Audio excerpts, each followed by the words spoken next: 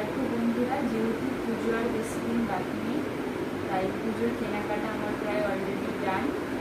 তো তোমাদের সাথে সেগুলোই শেয়ার করতে আজ এসেছি, তোমরা দেখতে পারো।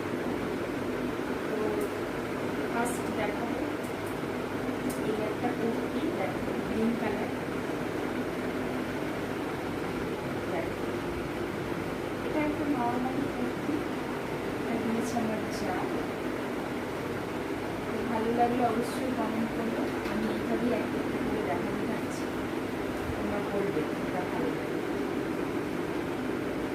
নেক্সট কালেকশান হচ্ছে এই একটা কুর্তি, এটা সেই সিফন টাইপের হয়, ওরকম টাইপের সুতোর কাজ করা জামার মধ্যে।